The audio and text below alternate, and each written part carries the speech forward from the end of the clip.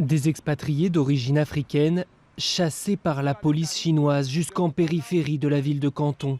Sur cette vidéo amateur, ces hommes prétendent avoir été expulsés de leur maison ou de leurs hôtels, suspectés de venir propager le Covid-19. Tu ne peux pas entrer dans ta chambre, tu ne peux pas entrer dans ta maison, tu ne peux plus rentrer nulle part en Chine. Les actes de discrimination, voire de racisme, se multiplient à Canton, où vivent et travaillent plusieurs centaines de milliers d'expatriés africains. Selon les autorités chinoises, ces incidents interviennent après que 5 Nigérians testés positifs au Covid-19 n'ont pas respecté les règles de confinement pour se rendre dans plusieurs lieux publics. Les sentiments anti-africains ne sont pas nouveaux en Chine, mais cet incident légitime certains comportements. Des restaurants refusent désormais de servir les étrangers, comme précisé sur cette affichette. Regardez, toutes ces places sont vides, mais ils ne laissent même pas les gens étrangers s'asseoir et commander ici. Cette affaire a mis le feu aux poudres entre l'Afrique et la Chine.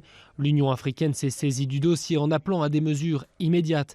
Au Nigeria, les autorités ont convoqué les représentants chinois. Comment vous traitez nos ambassadeurs, c'est important.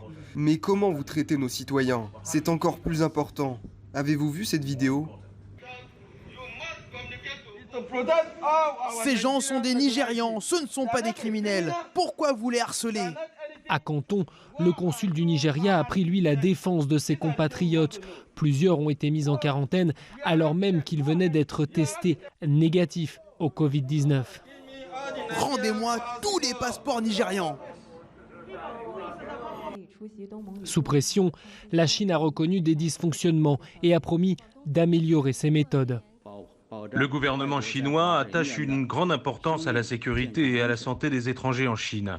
Tous les étrangers en Chine sont traités sur un pied d'égalité et la Chine s'oppose à toute approche différenciée visant des groupes de personnes spécifiques. À Pékin, on souhaite désormais éviter que cette affaire prenne trop d'ampleur.